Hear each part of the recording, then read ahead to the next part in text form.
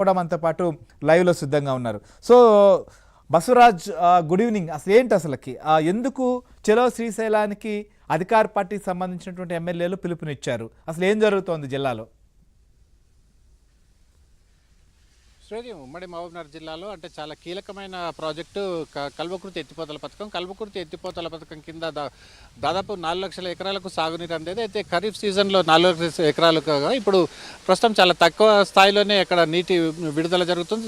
తక్కువ స్థాయిలో నీరు అక్కడ సాగునీరు అందే పరిస్థితి. అయితే ఇక్కడ ఏదైతే ప్రస్తుతానికి కల్వకుర్తి ఎత్తిపోతల పథకం కోసం 2400 క్యూసెక్ల నీరు ఎక్కడ నుంచి నీటికి విడుదల అవుతున్నా కూడా పరిస్థితి అక్కడ ఇంకా 2-3 రోజులు మాత్రమే నీటి లభ్యత ఉండే అవకాశం ఉన్నందున ఇక్కడ రైతాంగం ఏదైతే కల్వకుర్తి లిఫ్ట్ ఇరిగేషన్ కింద యాసంగి సాగు చేస్తున్న రైతులు మాత్రం తీవ్ర ఆందోళన వ్యక్తం చేస్తున్నారు. వాళ్ళంతా ఎమ్మెల్యేలపై తీవ్ర ఒత్తిడి తీసుకొస్తున్నారు. ఖచ్చితంగా అక్కడ కల్వకుర్తి ఎత్తిపోతల పథకంకి ఖచ్చితంగా నీరు ఇంకొక 15-20 రోజులు కూడా అందించాల్సిన పరిస్థితి ఉందన్న ఆలోచన రైతులది, అదేవిధంగా అక్కడ ప్రజాప్రతినిధులది. దీనికి సంబంధించి ఇప్పుడిప్పుడే ఏదైతే కల్వకుర్తి అంటే శ్రీశైలం బ్యాక్ వాటర్ నుంచి సోర్స్గా వస్తున్న కల్వకుర్తి నీళ్లు అక్కడ నీళ్లు రావాలి అంటారంటే ఇక్కడ జల విద్యుత్ కేంద్రాలు 2 కూడా అంటే ఆంధ్రప్రదేశ్ అదేవిధంగా తెలంగాణ జల విద్యుత్ కేంద్రాలు పూర్తిగా వారి యొక్క విద్యుత్ ఉత్పత్తిని నిలిపివేయాల్సిందే. కానీ ఇక్కడ ఏదైతే 2-3 రోజుల క్రితం వరకు కూడా తెలంగాణ అక్కడ జల విద్యుత్ కేంద్రాల నుంచి జల విద్యుత్ ఉత్పత్తి చేసింది. కానీ 3 రోజుల నుంచి పూర్తిగా తెలంగాణ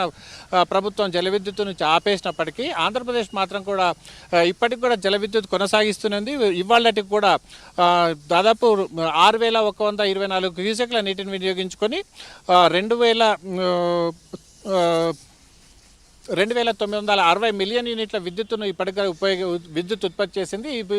ఇది కంటిన్యూ అవుతున్న నేపథ్యంలో రేపు కల్వకుర్తికి పూర్తిగా నీరందని పరిస్థితి వస్తుందన్న ఉద్దేశంతో వారం రోజుల క్రితమే డిప్యూటీ ముఖ్యమంత్రి బట్టి విక్రమార్క ఆంధ్రప్రదేశ్ ప్రభుత్వానికి కూడా ఈ విషయాన్ని తెలియజేశారు. అక్కడ ఏదైతే జల విద్యుత్ కేంద్రంలో ఆంధ్రప్రదేశ్ కుడి జల విద్యుత్ కేంద్రం నుంచి విద్యుత్ ఉత్పత్తి ఆపాలని చెప్పినా కూడా అది కొనసాగిస్తున్న నేపథ్యంలో రేపు జూపల్లి కృష్ణరావుతో సహా ఎమ్మెల్యేలు ఏదైతే అచ్చంపేట, కల్వకుర్తి, వనపర్తి, నాగర్ కర్నూలు ఎమ్మెల్యేలు మొత్తం కలిసి అక్కడ జన సమీకరణ చేసి పెద్ద ఎత్తున ధర్నాకు ఏర్పాట్లు చేస్తున్నారు. శ్రీహరి, అంటే ఏంటి అసలు అంటే ఇప్పుడు విద్యుత్ ఉత్పత్తి అంటే దాదాపు మీరు అన్నట్లుగా 2-3 రోజుల క్రితం వరకు కూడా తెలంగాణ ప్రభుత్వం కొనసాగించింది అనేటువంటిది. సో ఈ నేపథ్యంలో వారు ఆపేశారు కాబట్టి సడన్గా ఏపీ కూడా ఆపేయాలనేదా?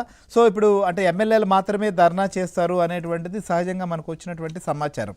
అయితే క్యాడర్ కూడా వెళ్ళేందుకు అక్కడ ఏర్పాట్లు చేస్తున్నారా? అసలు ఏంటి అక్కడికి వెళ్ళి ఎక్కడ ధర్నా చేయాలి, ఏం డిమాండ్ చేయాలనేది ఇంతవరకు బహిరంగంగా ప్రస్తుతం అసెంబ్లీ సమావేశం కూడా జరుగుతున్నటువంటి నేపథ్యం. సో ఈ విషయం పైన మీడియాతో మాట్లాడి ఉండొచ్చు లేదా డిమాండ్ చేస్తుండొచ్చు బహిరంగంగా. సో ఏకంగా ధర్నాకే వెళ్ళాలనేటువంటి ఒక నిర్ణయం రావడానికి కారణం ఏంటి అసలు?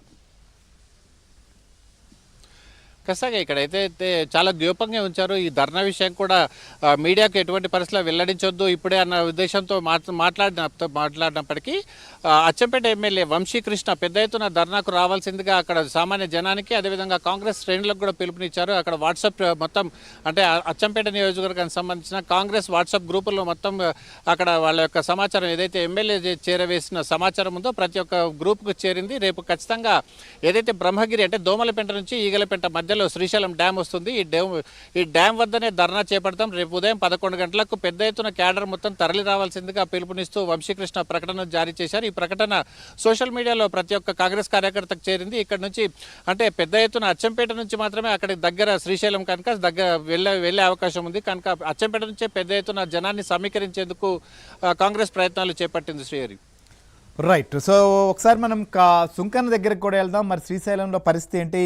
సో ఒకవైపు తెలంగాణలో అధికారంలో ఉన్నటువంటి ఎమ్మెల్యేలు కూడా అక్కడికి రావాలి, ఆందోళన చేయాలనేటువంటి పిలుపునిచ్చినటువంటి నేపథ్యంలో అసలు వాస్తవ పరిస్థితి ఏంటి? సో ఇక్కడ యాసంగి పంటకు నీరు ఇబ్బంది కలుగుతుంది. ప్రధానంగా చూసినప్పుడు కల్వకుర్తి ఎత్తిపోతల పథకానికి కూడా నీటి సప్లై అనేది ఇబ్బందిగా మారుతుందనేటువంటిది ప్రధానమైనటువంటి ఆరోపణ. సో ఈ నేపథ్యంలోనే శాసనసభ్యులు కూడా శ్రీశైలంకు రావాలి, తమ నిరసన తెలియజేయాలనేటువంటి ఒక నిర్ణయానికి వచ్చారు. సుంకన్న, అసలేంటి దీనిపైన శ్రీశైలం సంబంధించినటువంటి డ్యామ్ అధికారులకు కానీ ఇంజనీర్లకు సమాచారం ఉందా? అసలేంటి వారి వాదన ఎలా ఉంది అసలు?